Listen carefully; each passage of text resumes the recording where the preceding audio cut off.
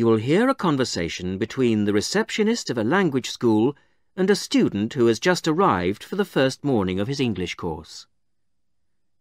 First, you have some time to look at questions 1 to 5.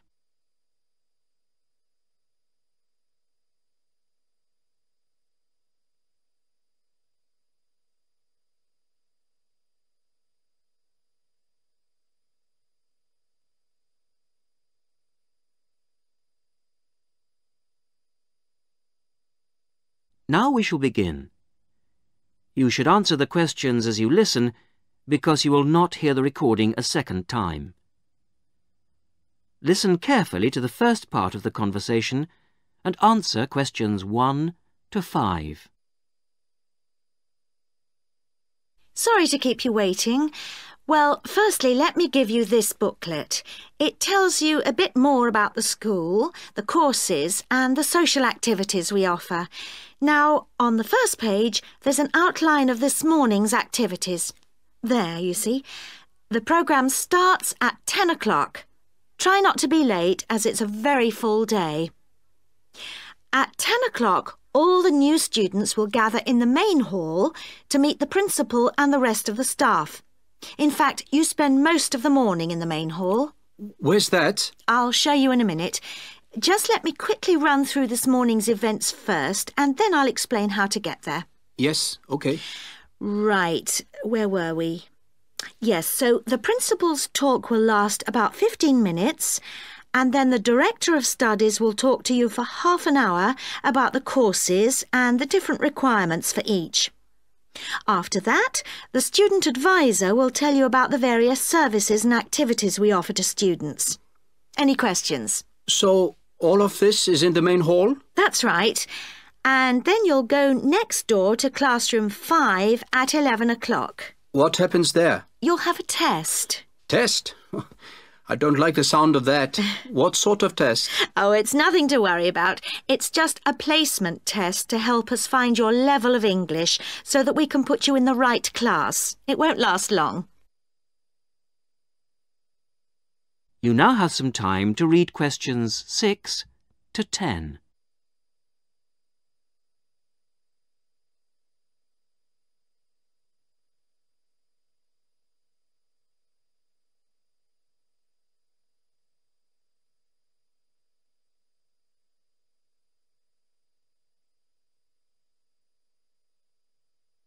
Now listen carefully and answer questions 6 to 10.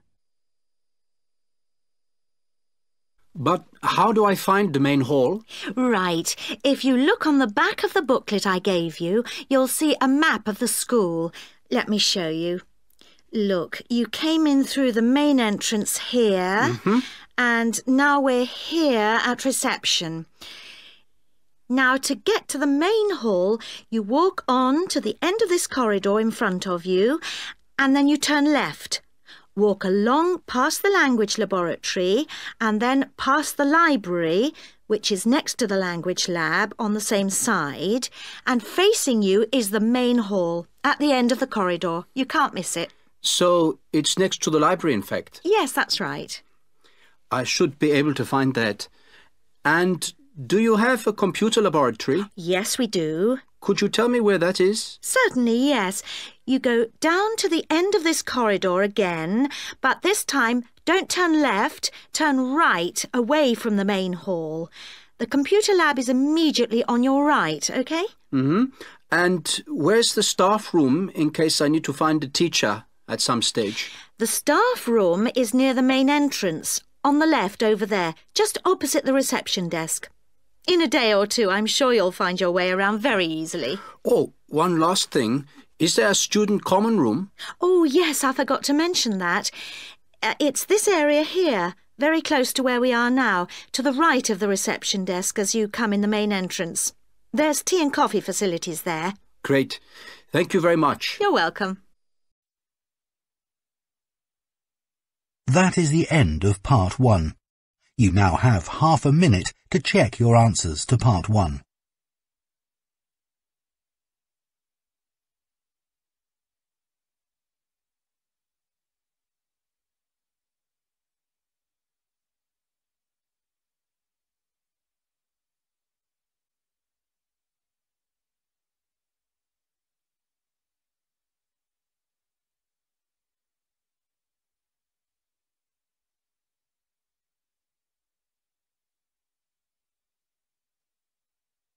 Part 2. You'll hear a talk given to new students about a university advisory service. First, you have some time to look at questions 11 to 15.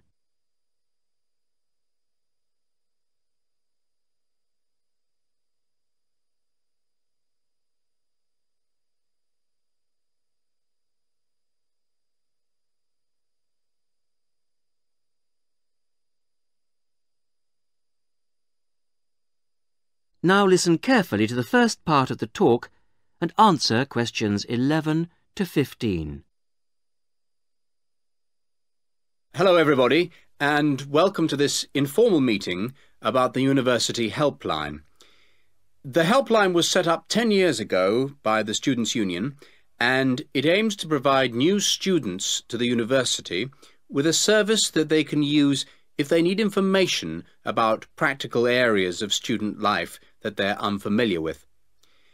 Let me give you some examples of the type of help we can offer. We can provide information on financial matters.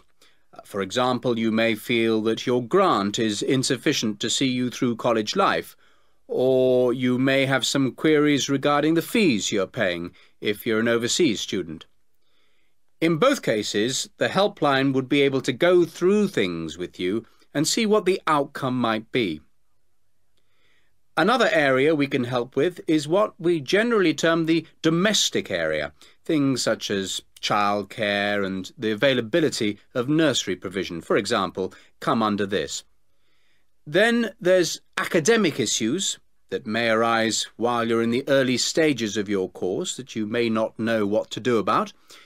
You may wish to know more about essay deadlines, for example, or how to use the library. There are all kinds of questions you will find yourself asking and not knowing where to get quick answers from. The helpline would be able to provide these. The last example I've given here is simply termed social. And yes, there is a lot of social life here, but you may have a particular interest you wish to pursue, or you may wish to participate in outings or trips if you don't know many people at the moment. Before you hear the rest of the talk, you have some time to look at questions 16 to 20.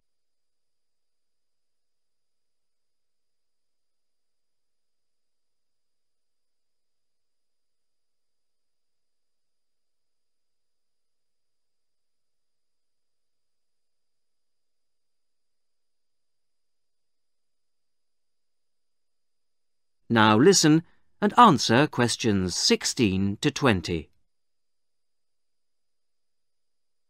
Let me give you some details so that you know where to go and who to see if you want to pay us a visit. Generally, you'll see our helpline officer, Jackie Kouachi. That's Kouachi. Jackie is a full-time employee of the Student Union, and she works in the Student Welfare Office. That's the office that deals with all matters related to student welfare, and it's located at 13 Marshall Road.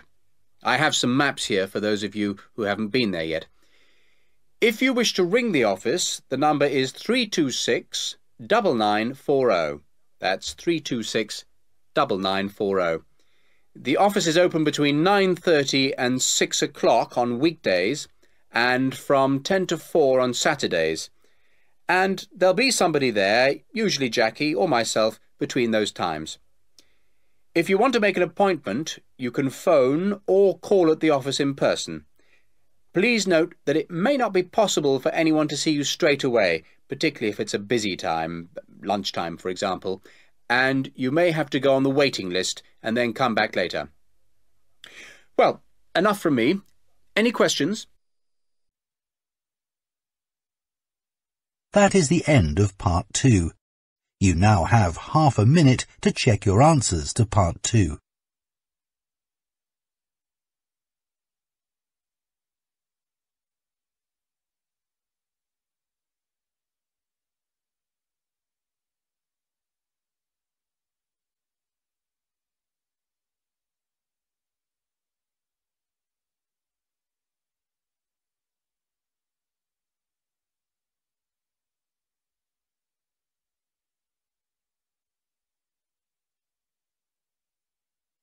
Part 3.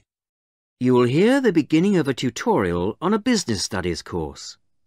The tutor is discussing job interviews with two students, Muriel and Dave. First, look at questions 21 to 24.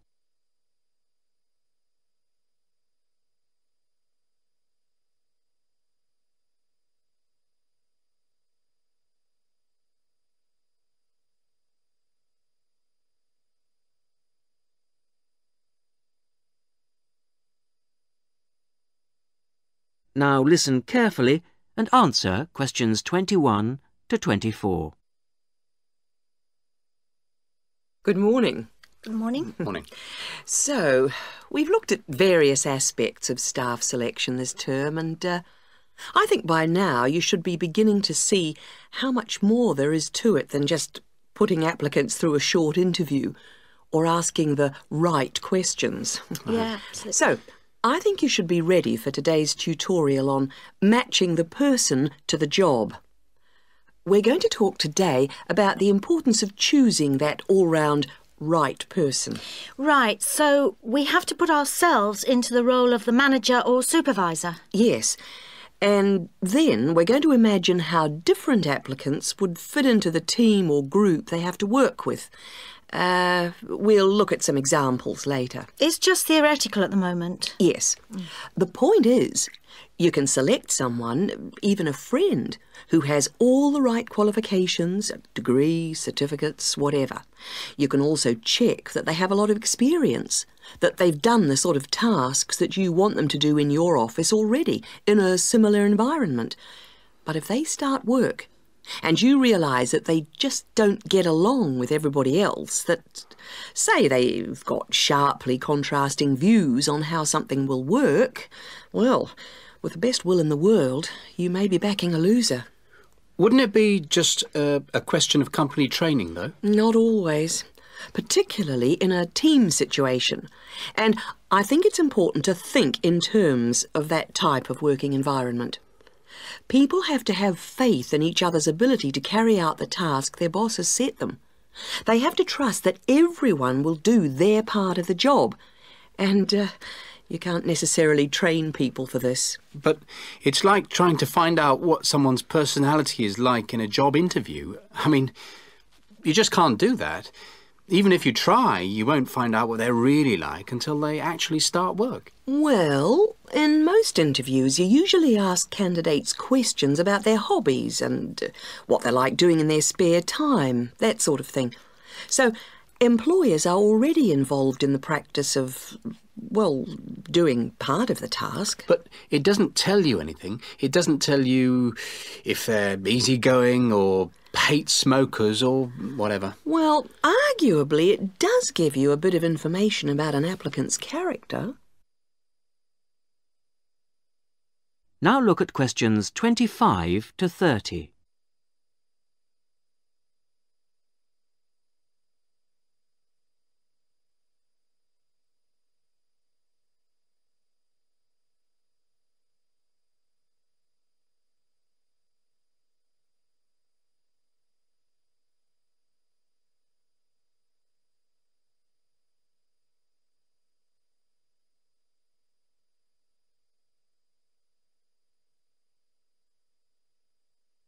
Now, as the tutorial continues, listen and answer questions 25 to 30. Well, arguably it does give you a bit of information about an applicant's character, but also more and more employers around the world are making use of what are called personality questionnaires to help them select new staff. And What's it called?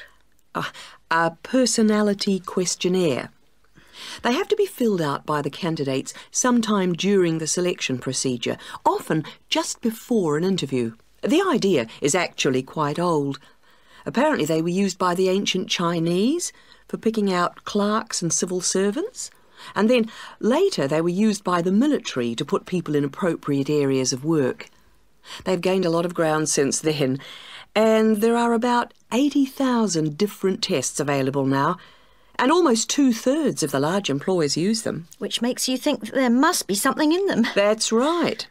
They ask the sort of questions that you might expect, like, do you like working under pressure, or are you good at keeping deadlines? And what if people can see through them and just write what they think the employer wants to see? Well, that's always a possibility. I mean, it's human nature to lie, isn't it? Well, that's the point. Apparently it isn't. These tests are compiled by experts, and they believe that the answers can provide a few simple indicators as to roughly the type of person that you are, that people will generally be truthful in that situation. And then you can go some way towards finding out whether someone's, say, forward-looking, a go-ahead type of person, or resistant to change. Yes, and there are all kinds of other methods which can be... That is the end of part 3. You now have half a minute to check your answers to part 3.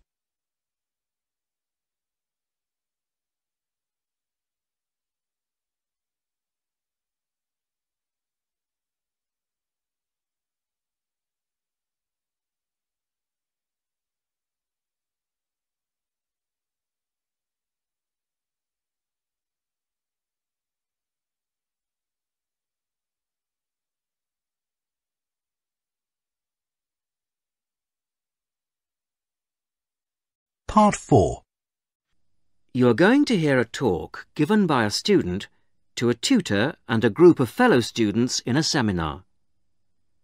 First, you have some time to read questions 31 to 34.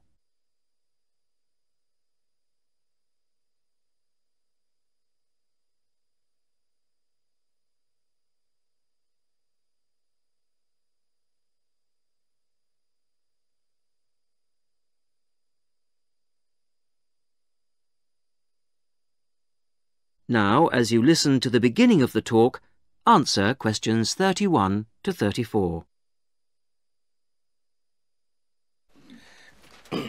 Right. Are we all here? OK. As you know, today Vivian is going to do a presentation on the hat-making project she did with her class during her last teaching practice. So, over to you, Vivian. Thanks. Mr. Yardley has asked me to describe to you the project I did as a student teacher at a secondary school in London. I was at this school for 6 weeks, and I taught a variety of subjects to a class of 14-year-old pupils. The project I chose to do was a hat-making project, and I think this project could easily be adapted to suit any age. So, to explain the project. After we'd done the research, we went back to the classroom to make 2 basic hat shapes using rolls of old wallpaper. We each made, first of all, a conical hat by, well, if I show you now, cutting out a circle and then making 1 cut up to the centre and then, overlapping the cut like this. A conical hat that sits on your head. The other hat we made was a little more complicated.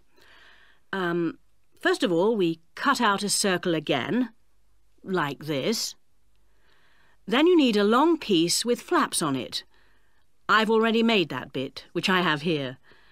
You bend the flaps over and stick them with glue or Pritt stick to the underside of the circle, like this. Again, I've prepared this so that I don't get glue everywhere. The pupils do, of course, so you need plenty of covers for the table.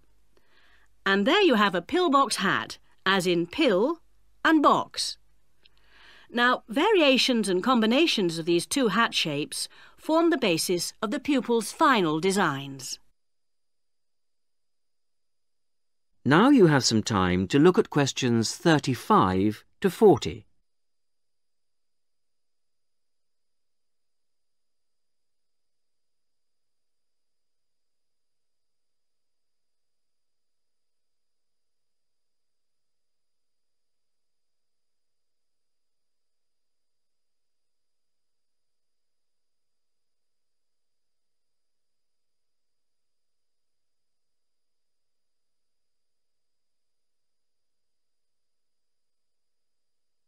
Now listen and answer questions 35 to 40. The next stage of the project was the design phase, and this involved, first of all, using their pages of research to draw a design of their hat on paper. That's the easy part. They then had to translate their two-dimensional design into a form to fit their head.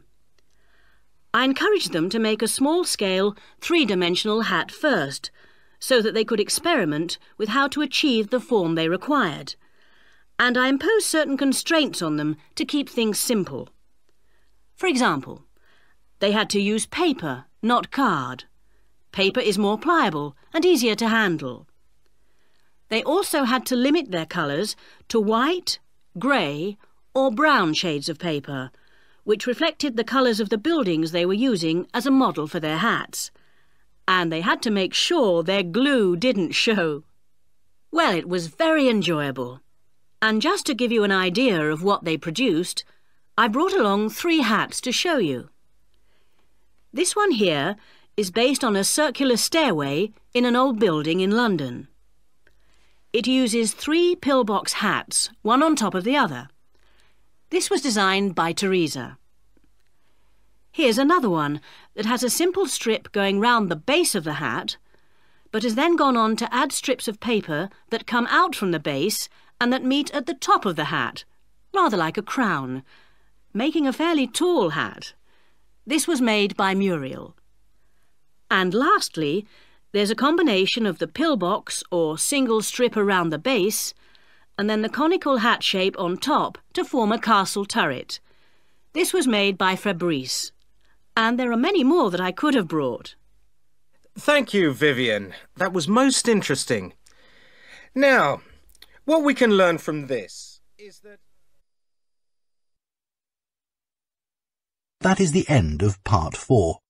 You now have half a minute to check your answers.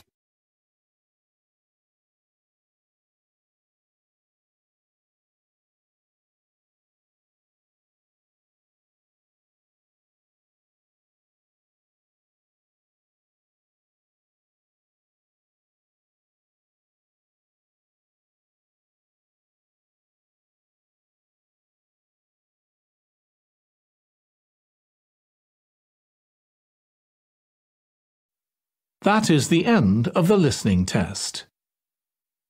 In the IELTS test, you would now have 10 minutes to transfer your answers to the answer sheet.